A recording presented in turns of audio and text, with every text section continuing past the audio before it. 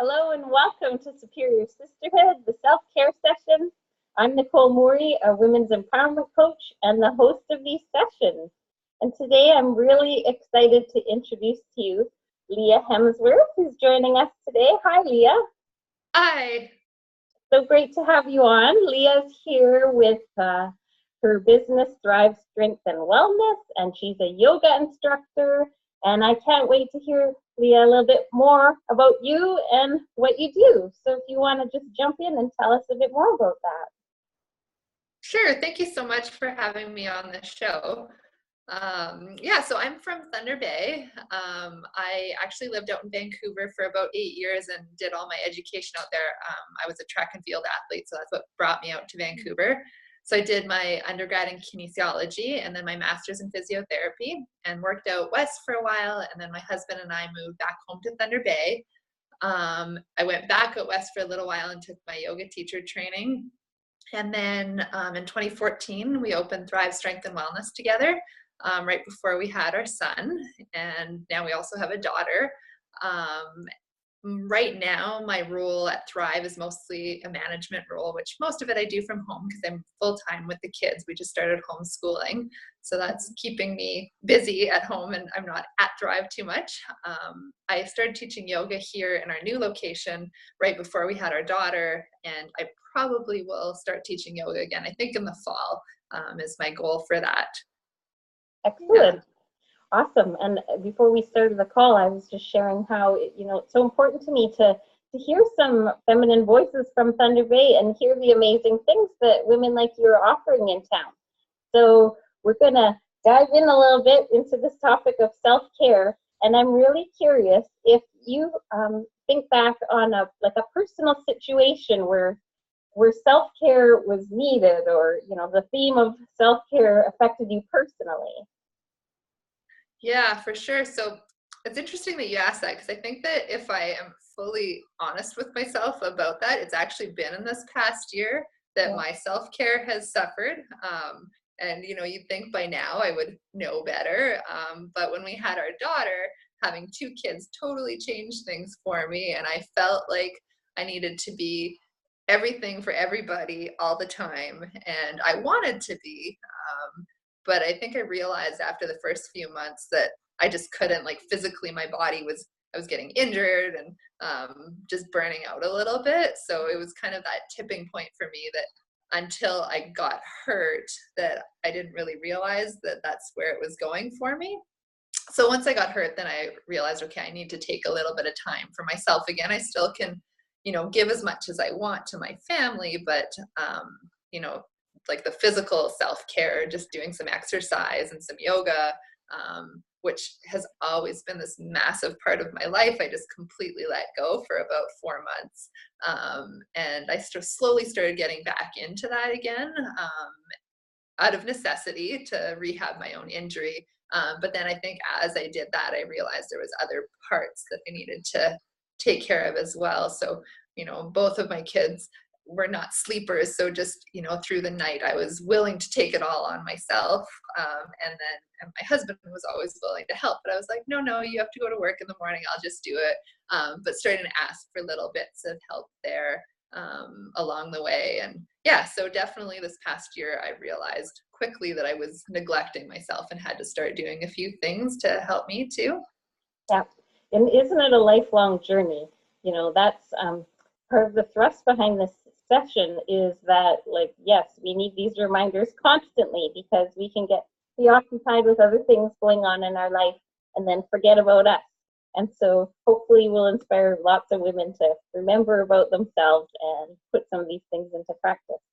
And before we jump into like your specific ideas around self-care, I'm curious about the whole time factor. I think a lot of women listening can relate to, having children, or if not, just like really busy lives. And so I'm curious personally, any thoughts on like creating that space for yourself, the time? Yeah, so I think that what I realized is that self-care post-kids for me is not looking anything like self-care was pre-kids. And I think to like expect that it's going to be like that. For me anyways, it is totally unrealistic. Like there's just not the time for it. And nor does it always feel good. Like sometimes to think, okay, I'm going to go for 2 hours to do this and know that my baby's at home really sad, it creates more stress for me than actually the benefit I get out of it. So finding that balance of where it feels good for me, without creating stress by doing it. So I find the biggest thing for me is having smaller chunks of time, whether it's 15 minutes in the morning and maybe 15 minutes in the middle of the day, 15 minutes before bed to do something for me, as opposed to doing it all at once. And I think everything changes too. Like yoga for me used to be total peace and quiet in a certain room, which are now my kids' bedrooms. And having like my kids might be around making noise while I'm doing yoga, and that's okay. It doesn't have to be this perfect image of what it used to look like. So just, I guess, like redefining what self-care looks like for you and what's acceptable for you and what's not. And everybody's balance is going to be different. Like some people might feel they really need to be gone for 2 hours to feel good. It really just depends on the person, I think. Yeah, I think you're right. I think that's key. And so now I'm curious, you mentioned a few of your self-care practices, but what do you use personally, and what do you recommend when you're supporting other women around this topic? What are some of your ideas?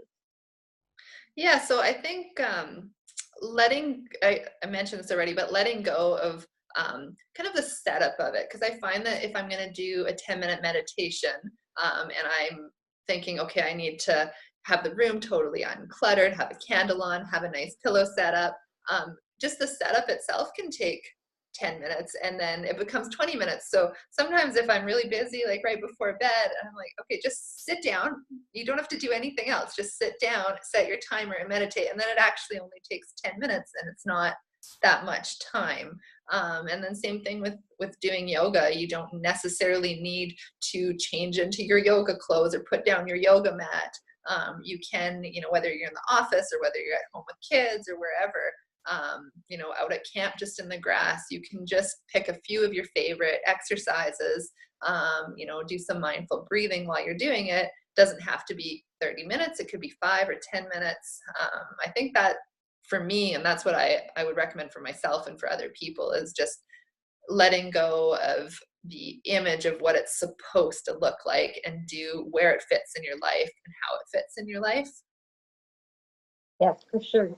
And I'm listening. I do practice yoga a little bit, but do you have any favorite practice that we could try at home that you like to use? Practice, did you say? Yeah, like a yoga practice, or tips around that specifically. Yeah, so I mean, I think for me, my favorite routine that I think would benefit most people is even just doing 3 or 4 sun salutations. It just kind of gets your whole body moving. Doing 3 or 4 sun salutations probably only takes about 5 minutes. And then if you kind of tune in with your body, if you are used to practicing yoga and okay, I generally have tight hips or neck and shoulders, and then maybe spending 5 more minutes on your favorite neck and shoulder or hip exercises after your sun salutations. Ideally, if you have time to even lie in Shavasana or in a sitting position for a few extra minutes just to focus in on your breath. I think even that 10-15 minutes of sun salutations, exercise specific for you, and then a little bit of breath work can really benefit in your day, and it doesn't take very much time at all. That's great. And now, with your background in kinesiology, I'm wondering if you have anything more to add from the fitness or the movement perspective when it comes to self-care. Yeah, so it's kind of funny because the theme of everything I'm saying, I think our world is so busy, and personally for me, it's because of family, but for some people, it's because of career or their caregivers or whatever it is. Everybody's very, very busy. So even, yes, with exercise, figuring out how that can be part of your day, whether it's you do, 2 loops around the block right before supper, or you don't always have to go to the gym. You can do, like, I have a kettlebell and a TRX in my basement, and I can quickly do a 20-minute just mini workout Whereas if I was going to go to the gym, like drive there, do everything there, drive back, it's going to be probably an hour and a half. So again, figuring out those little pieces that work for you, and everybody's, again, different and what's important to them. Like maybe going to the gym is important to get out of the house. So I think being honest with yourself about what you actually need, and doing it that way. Great. And the way you mentioned busyness, that's a great segue into my next question. I feel like, a lot of us, we are so busy. And so that's what spurs us to think, oh, I just need to take better care of myself. And so you provide some great suggestions on, how they can do to feel good, especially in the present moment. And I want to ask you your thoughts on what you find with women or with yourself is going on at a deeper level. So in other words, what are maybe some longer term practices or next step practices that women could consider doing on this journey of self-care? Yeah, for sure. I think that for women in general, often as caregivers, there's this feeling that we need to be everything for everybody and take on everyone else's stuff, and help them fix it, whether it's our family, friends, or children. And I think it's really like unhealthy to think that you can do that, because I personally know that I can take on so much of other people's stuff and you really can't do anything about it. It's just not yours to deal with. And same thing with family or with children. You can be there as much as possible, but you can't be there all the time 100%. And I think if you can let go of that expectation, then that, I think in itself, that's a huge part of self-care, is just letting go of that idea that you can be that. And then I think also just really being honest with yourself about what's important for you and what you need. So I'd say probably about, I think it was in the middle of the winter, I was really asking myself that, like, what do I need in a day to feel good? And I realized I need fresh air, and it doesn't need to be a lot, but every day I feel like I need to be outside a little bit. And in Thunder Bay in the dead of winter, a infant and a 4-year-old don't always want to be outside when it's -40 with the wind chill. So just realizing that, and they're like, okay, well, I'll just go by myself, whether there's a grandparent over or your husband's home. For me, just, doing a few loops around the block and really figuring out what it is you need. And I think being honest about that too, because I think there's often like the societal expectation of, what's good for you and what's not good for you. And I think, like, when I had children, I was actually really surprised how much I wanted to be with my children almost all of the time. And generally, I think there's a push in society to make kids independent, to make the mother get back to her normal routine. And when I was honest with myself, I realized that that's not what I wanted. I didn't want to be back to my pre-baby life. I had a new life, which had aspects of my old life. And I enjoyed that, and I was happy with that. And it didn't matter what other people thought it should look like. So yeah, I think that definitely being honest and digging a little bit into what makes you tick and what makes you feel good. I couldn't agree more. Just, taking that pause every day, like you say, and just discovering what you need. And often it's the smallest things that will set you back into balance with your healthy, well self. For sure. Leah, the time's gone by really quickly. For sure, before you go, I want you to tell people how they can connect with you, or any other final thoughts that you might have. Yeah, for sure. So in terms of connecting with me, our website's thrivestrengthandwellness.com, and my email address is on the website, so they can email me. I'm not currently teaching yoga, but when I do start in the fall, we'll put it up on our Facebook page, so people can look there. In terms of just general exercise, we have 3 amazing female strength coaches at Thrive as well. And a female massage therapist. So there are other people within Thrive that can really help women with their self-care needs.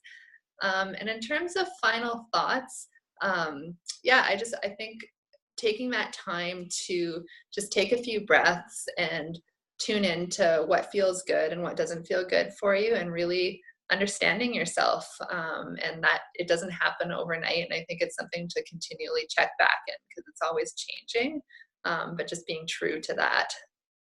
Beautiful. Well, thank you so much, Leah. And thank you everyone for watching. On behalf of Leah and myself, we're so grateful that you're looking out for yourself and enhancing your personal wellness, and we wish you the best on that journey. Bye for now. Bye.